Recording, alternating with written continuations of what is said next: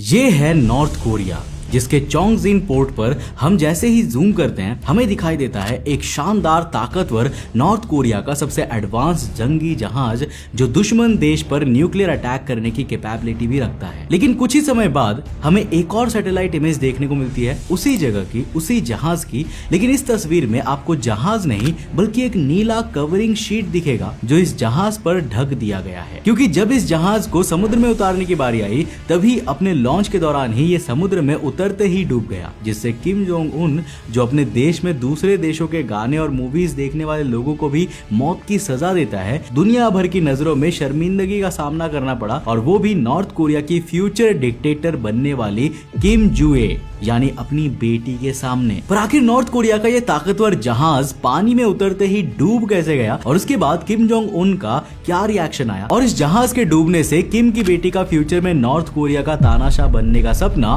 क्यों खतरे में आ गया है, इन सभी सवालों के जवाब जानेंगे आज के इस एपिसोड में। सो हेलो गाइस, मैं हूं कौशिक और चलिए शुरू करते हैं एक और नए एपिसोड। 29 अगस्त 2017 नॉर्थ कोरिया ने एक मिसाइल लॉन्च की। मिसाइल का नाम था हवासोंग 12 और उसका निशाना था जापान का आसमान। ये मिसाइल जैसे ही जापान के एयर स्पेस में एंट्री लेता है, जापान के शहरों में पब्लिक सायरन सिस्टम एक्टिवेट हो जाता है, ट्रेन रुक जाती है और लाखों लोग अंडरग्राउंड शेल्टर्स में चले जाते हैं। लेकिन किसी भी मिसाइल ने जापान को हिट नहीं किया, सब के सब उसके ऊपर से जाकर पैसिफिक ओशन में जाकर गिर जाती है। ये कोई एक्सीडेंट नहीं था, ये कैलकुलेटेड वार्निंग थी किम जोंग उन की तरफ से जापान और दुनिया को। और ये सिर्फ एक बार की बात नहीं है, किम ऐसा लगातार करता रहता है, ऐसे हथियारों का प्रदर्शन जो दुनिया में तबाही मचा सकते हैं। नॉर्थ कोरिया के लोगों के पास खाने को कुछ भले ही ना हो, भले ही उन्हें आजादी ना हो, लेकिन किम के पास एक पूरा देश है और ये तबाही मचाने वाले हथियार उसके खिलौने हैं जिन्हें बार बार दुनिया को दिखाकर वो नॉर्थ कोरिया की एक ऐसी इमेज बनाने की कोशिश करता है कि वो और उसका देश काफी ताकतवर है। पर रिसेंटली जब उसने ऐसा ही एक और ताकत का प्रदर्शन करने की कोशिश की तो दांव उल्टा पड़ गया और उसे दुनिया के सामने शर्मिंदगी का सामना करना पड़ा। 21 मई 2025 की सुबह नॉर्थ कोरिया के चोंगजिन पोर्ट पर एक ऐतिहासिक पल की तैयारी चल रही है। मंच पर किम जोंग उन खड़े हैं, चेहरे पर गर्व, चाल में आत्मविश्वास। उनके बगल में उनकी बेटी किम जुए भी मौजूद है जो धीरे धीरे नॉर्थ कोरिया की अगली शक्ति के प्रतीक के रूप में उभर रही है। सामने समुद्र की ओर तना हुआ एक विशाल ग्रे रंग का युद्धपोत करीब 5000 टन वजन वाला नॉर्थ कोरिया का सबसे नया और सबसे खतरनाक डिस्ट्रॉयर है जिसे दुनिया आज पहली बार देख रही है। लॉन्च पैड के चारों तरफ सेना का मार्चिंग बैंड बज रहा है और मीडिया कैमराज एक एक सेकंड कैप्चर कर रहे हैं। लेकिन कुछ ही मिनट में जो होता है वो इतिहास की सबसे शर्मनाक लॉन्चिंग्स में बदल जाती है। 10:47 में जैसे ही काउंटडाउन खत्म होता है, जहाज को साइडवेज पानी में छोड़ने की प्रक्रिया शुरू होती है। लेकिन लॉन्चिंग रेस पर अचानक असंतुलन पैदा हो जाता है। जहाज का पिछला हिस्सा यानी कि स्ट्रेन तय समय से पहले ही पानी में फिसल जाता है, जिसके बाद एक जोर का धक्का लगता है, जबकि सामने वाला हिस्सा बो अब भी जमीन पर अटका था, जिससे जहाज के स्ट्रक्चर पर मैसिव स्ट्रेस यानी कि तनाव पैदा होता है और पूरे डॉकयार्ड में एक भारी मेटालिक क्रैकिंग साउंड गूंजने लगती है। भीड़ में खड़े लोगों की आंखों में डर भी साफ साफ दिख रहा था, क्योंकि जहाज बुरी तरह झुक चुका था। उसका एक हिस्सा पानी में आधा डूबा था और दूसरा हिस्सा लटका हुआ बंदरगाह से बंधा हुआ था, जैसे बस टूटने ही वाला हो। किम जोंग उन की आंखों से वो मुस्कान एक ही झटके में गायब हो जाती है। उनके सिक्योरिटी एडवाइजर्स उसके पास दौड़ते हैं, पर किम का चेहरा अब पत्थर हो चुका था। ना गुस्सा ना घबराहट, बस एक शॉक। उनकी बेटी जू आए पास में खड़ी सब देख रही थी कैसे जो जहाज उनके देश की शान बनने वाला था आज वो टूटा हुआ उनके सामने पड़ा था। लॉन्चिंग के फेलियर को छुपाने की कोशिश शुरू हो जाती है। कुछ ही घंटों में पूरा जहाज एक बड़े नीले प्लास्टिक शीट से ढक दिया जाता है। उद्देश्य साफ है, अमेरिका और दूसरे देशों की सैटेलाइट्स को ये फेलियर ना दिखे। लेकिन सैटेलाइट इमेजेस पहले ही सब कुछ कैप्चर कर चुकी थी। अगले ही दिन प्लैनेट लैब्स और मैक्सआर की हाई रेजोल्यूशन इमेजेस लीक हो जाती है। पूरा जहाज झुका हुआ, वो जमीन पर, स्टर्न पानी में डूबा हुआ। अगले 24 घंटे में एक और हैरान कर देने वाला डेवलपमेंट होता है। North Korean media agency KCNA इस घटना को राष्ट्रीय अपराध कहकर रिपोर्ट करती है। किम खुद इस लॉन्च को क्रिमिनल नेग्लिजेंस डिक्लेयर करते हैं और तुरंत 4 टॉप ऑफिशियल्स को अरेस्ट करने का आदेश देते हैं, जिसमें शामिल थे इस जहाज के chief engineer Kang Jong Chol, hull workshop head Kwan Hak और deputy technical manager Kim Yong Hak, जिन्हें कड़ी सुरक्षा में हिरासत में ले लिया जाता है। इस घटना के बाद से ही नॉर्थ कोरिया का पूरा डिफेंस एस्टेब्लिशमेंट दहशत में था। हर कोई डर रहा था कि इस डिजास्टर से बौखलाया हुआ किम कहीं उन्हें ना कोई सजा दे दे। लेकिन किम यहीं पर नहीं रुकते। वो देश के हाईएस्ट मिलिट्री प्लानिंग बॉडी को ऑर्डर देते हैं इस डिस्ट्रॉयर को हर हाल में ठीक किया जाएगा, क्योंकि नेशनल ऑनर का सवाल है। और यहीं से शुरू होता है एक ऐसी रिकवरी ऑपरेशन जिसकी किसी ने उम्मीद नहीं की थी। सैटेलाइट इमेजेस से ये कंफर्म होता है कि नॉर्थ कोरिया ने अगले कुछ दिनों में एक बेहद ही अनकन्वेंशनल टेक्निक अपनाई, एरोस्टैटिक बलून्स। जहाज के हल के नीचे बड़े बड़े एयर बलून्स बांध दिए गए जो बॉयंसी क्रिएट करते हैं और जहाज को धीरे धीरे अपराइट पोजीशन में लाते हैं। वेस्टर्न नेवल एनालिस्ट हैरान थे। एक retired US navy captain Carl Schuster इस घटना पर कहते हैं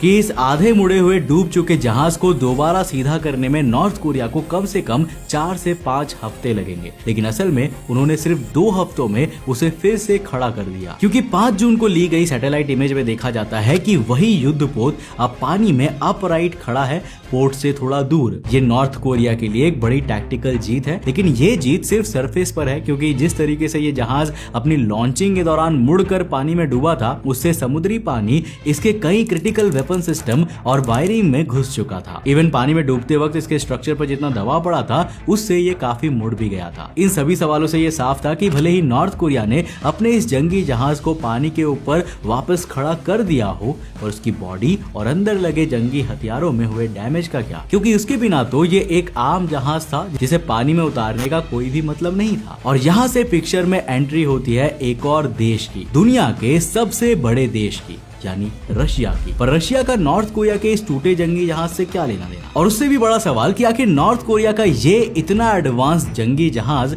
जो समुद्र में ही तैरने के लिए बनाया गया था, वो लॉन्च के ही दिन कैसे डूब गया? तो देखो, नॉर्थ कोरिया के रेजिन डॉकयार्ड के भारी दरवाजे खुलते हैं। समुद्र के किनारे धीरे धीरे एक विशाल कंकाल सा जहाज खींचता चला जा रहा है। ये वही डिस्ट्रॉयर था जिसे 2 हफ्तों पहले दुनिया की नजरों के सामने लॉन्च किया गया था और उसी दिन आधा डूब भी गया था। लेकिन अब उसे फिर से अपराइट कर दिया गया है। नॉर्थ कोरिया की सरकारी मीडिया दावा कर रही है कि ये परफेक्ट रेस्टोरेशन है, पर सच्चाई कुछ ज्यादा ही अलग थी। लेकिन पहले समझते हैं कि आखिर ये डूबा ही कैसे। तो देखो, नॉर्थ कोरियन मिलिट्री ने इस डिस्ट्रॉयर को दुनिया के सामने मॉडर्न वॉरशिप की तरह पेश किया। इसकी स्पेसिफिकेशन ने हेडलाइंस बटोरी। लगभग 470 फीट लंबा, 5000 टन वजन, 82 वर्टिकल मिसाइल लॉन्च सेल्स और एडवांस्ड सोनार सिस्टम, एक ऐसा प्लेटफॉर्म जो एरियल, नेवल और सबमरीन थ्रेट से निपट सकता है। लेकिन अब धीरे धीरे सामने आ रहा है कि ये एक झूठ था, एक दिखावा, बिल्कुल किम के ज्यादातर धमकियों और हथियारों की तरह, क्योंकि अंदर से ये जहाज अधूरा, असंतुलित और इंजीनियरिंग के सबसे बुनियादी प्रिंसिपल्स को इग्नोर करता हुआ तैयार किया गया था। लेकिन इन सब के बावजूद भी ये था तो एक जहाज ही, यानी कि इसे पानी में तैरना तो चाहिए ही था, राइट? वेल हाँ, पर यहाँ सबसे बड़ी गलती की खुद नॉर्थ कोरिया के ऑफिशियल्स ने, जिनकी कीमत शायद अब तक उनमें से कुछ ऑफिशियल्स किम के आदेश पर अपनी जान भी गंवा चुके हैं। और आखिर वो गलती क्या थी? वेल देखो, एक्सपर्ट्स बताते हैं कि नॉर्थ कोरिया का ये जंगी जहाज जितना भारी था, उस तरह के जहाजों को पहली बार पानी में उतारने का सबसे बेस्ट और तकनीकी तौर पर सही तरीका है ड्राई डॉक लॉन्च मेथड। इसमें जहाज को एक एनक्लोज डॉक में तैयार किया जाता है,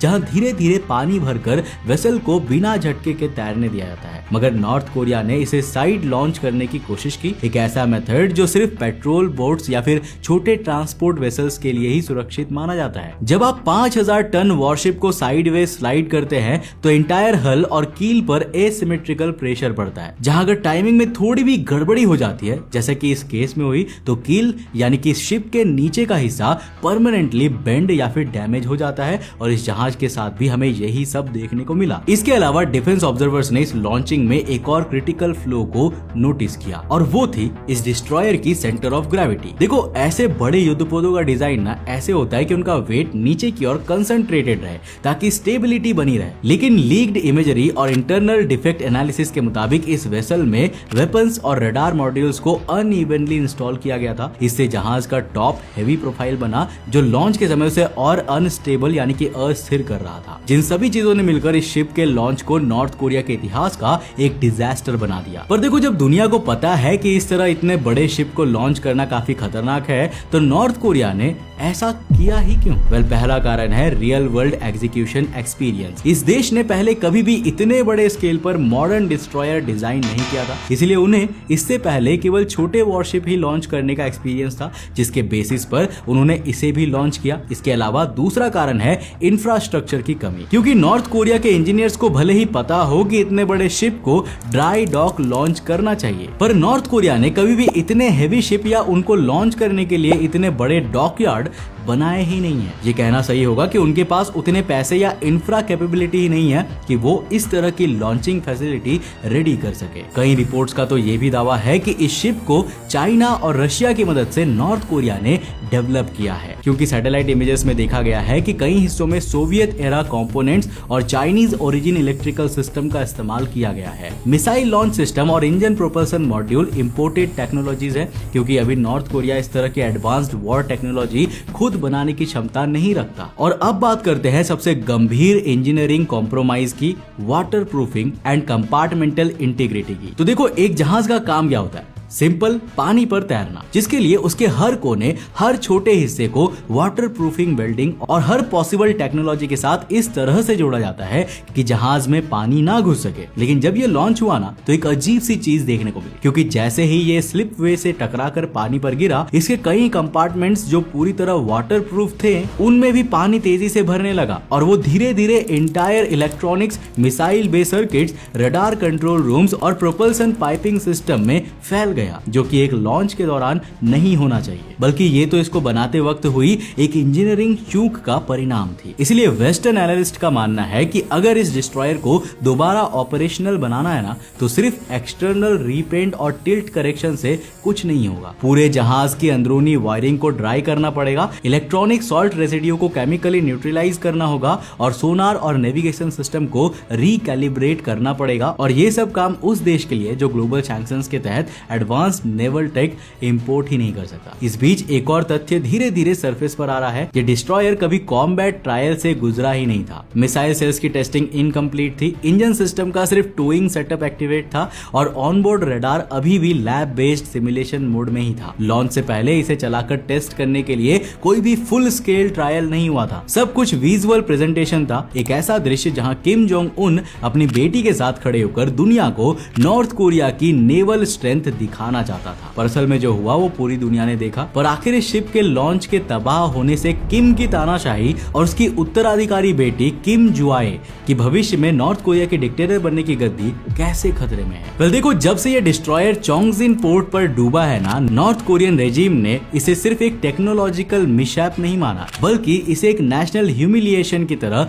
हैंडल किया। पर इस पूरी घटना का सबसे दिलचस्प पहलू जहाज का टिल्ट या उसका कील डैमेज नहीं, बल्कि वो चीज है जो सरफेस पर दिखती ही नहीं है, और वो है किम जोंग उन की इंटरनल पॉलिटिकल एंजाइटी और नॉर्थ कोरिया की इमेज मेकिंग स्ट्रेटेजी जो अब बिखरने लगी है। असल में इस डिस्ट्रॉयर का लॉन्च एक मिलिट्री डिस्प्ले से कहीं ज्यादा था। ये केयरफुली डिजाइन पॉलिटिकल थिएटर था, जिसमें किम ने अपनी बेटी किम जुआए को पहली बार दुनिया के सामने मिलिट्री एनवायरनमेंट में पेश किया था, और वो भी एक ऐसे मौके पर जहां नेशनल स्ट्रेंथ दिखाने का इल्यूजन गढ़ा जा रहा था। वो एक फ्यूचर सुप्रीम लीडर की तस्वीर गढ़ रहे थे और उसके ठीक पीछे खड़ा था एक वॉर मशीन जो नॉर्थ कोरिया को फियर और रिस्पेक्ट दिलाएगा। लेकिन जब वही मशीन तबाह हो गई, वो भी इतनी शर्मिंदगी के साथ, तो सिर्फ एक डिस्ट्रॉयर तबाह नहीं हुआ, बल्कि किम जोंग उन का अपनी बेटी को दुनिया के सामने भविष्य की एक ताकतवर सुप्रीम लीडर डिक्टेटर दिखाने का सपना भी टूट गया। इसीलिए कई पॉलिटिकल एनालिस्ट अब यही पूछ रहे हैं कि क्या जुआए को उस लॉन्च में लेना एक बड़ी गलती थी, क्योंकि हादसे ने सिर्फ नॉर्थ कोरिया की नेवी को नहीं, बल्कि किम डायनेस्टी की क्रेडिबिलिटी को भी चोट पहुंचाई है। इंटरनेशनल कमेंट्री अब जुआए के बारे में भी है कि क्या वो तैयार है, क्या उसे लोगों में वो कॉन्फिडेंस मिल रहा है जो एक डिक्टेटर के वारिस को चाहिए होता है। शायद पहली बार नॉर्थ कोरिया की फ्यूचर लीडरशिप इमेज दुनिया के सामने इतनी ज्यादा ओपन और वल्नरेबल दिखी है, और इस वल्नरेबिलिटी को छुपाने के लिए अब जो नया ड्रामा रचा जा रहा है ना, वो और भी ज्यादा खतरनाक हो सकता है। डिप्लोमेटिक केबल्स में रशिया के रोल पर सस्पिशन बढ़ता जा रहा है। मैक्सार और प्लैनेट लैब्स की न्यू इमेजेस ये दिखा रही है कि रेजिन डॉकयार्ड के आसपास रशियन मेड सप्लाई क्रेन्स और टग बोट्स की हलचल जारी है। मतलब साफ है कि रशिया इस शिप रेस्टोरेशन में इनडायरेक्ट सहायता दे रहा है, चाहे वो रिपेयर इक्विपमेंट हो, हाइड्रोलिक सिस्टम हो या फिर नेविगेशन इलेक्ट्रॉनिक्स हो। रशिया की इन्वॉल्वमेंट अब साफ साफ नजर आने लगी है, और और यहीं से कहानी एक नए मोड़ पर आती है। रशिया और नॉर्थ कोरिया दोनों ही सैंक्शंस में दबे हुए देश हैं, लेकिन दोनों की एक दूसरे से जरूरतें मैच करती है। रशिया को सस्ता मैन पावर और पॉलिटिकल लॉयल्टी चाहिए और नॉर्थ कोरिया को एडवांस्ड मिलिट्री टेक और ग्लोबल रेलेवेंस। इंटरनेशनल कम्युनिटी अब ये समझ चुकी है कि नॉर्थ कोरिया की सबसे बड़ी कमजोरी उसकी ताकत नहीं, उसकी ताकत को दिखाने की जरूरत है और शायद यही कमजोरी उसे अनप्रेडिक्टेबल बनाती है और उतना ही खतरनाक भी। वैसे आपको क्या लगता है, क्या किम की बेटी कुम जुआए किम जैसे खतरनाक तानाशाह बन पाएगी और क्या किम ने अपनी बेटी को उत्तराधिकारी चुन के सही किया? मैं आपका जवाब इस बारे में जानना चाहता हूं। नीचे कमेंट सेक्शन खुला है, अपनी राय लिखकर जरूर बताना। अगर वीडियो पसंद आया, कुछ नया सीखने को मिला तो इस वीडियो को लाइक करने के साथ साथ अपने दोस्तों के साथ जरूर शेयर करना।